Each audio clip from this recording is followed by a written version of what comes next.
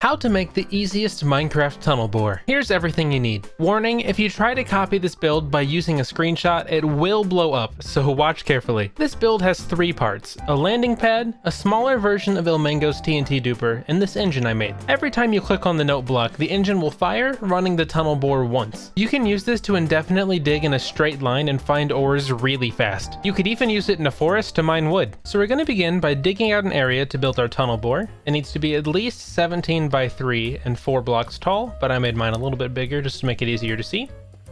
We're going to place 3 ancient debris in a row right here because they don't blow up and they can be pushed. And then 3 of any solid block behind them. I'm using Shroomlight because it looks nice and it saves torches. We're going to skip 2 blocks and then place an observer with the red dot facing this direction and a piston facing the same direction, just like this. You can see the arrows pointing at the piston. In front of the face, we'll have a wall and then a top slab, and of course these don't have to be cobblestone, they can be whatever. Going to place a slime block on top of the slab, then a solid block, and a slime block on top of that, just like that. And these 2 can be honey if you need them to. Then behind here, we're going to have a TNT and a dead coral fan on top of the observer, just like this, and it can be any kind of dead coral.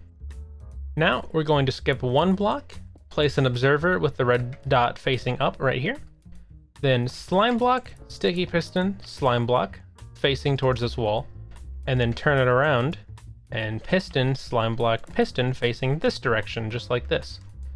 Let me get the rest of my stuff right here. That should be plenty.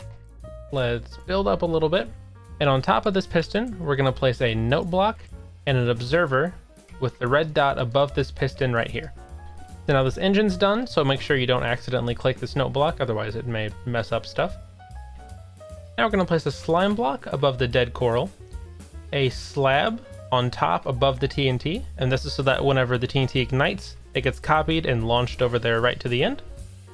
And now we need to place a rail right here, a detector rail, with a minecart chest. It can be a normal minecart or any kind. I just use a chest one, so you have free extra storage on your tunnel bore.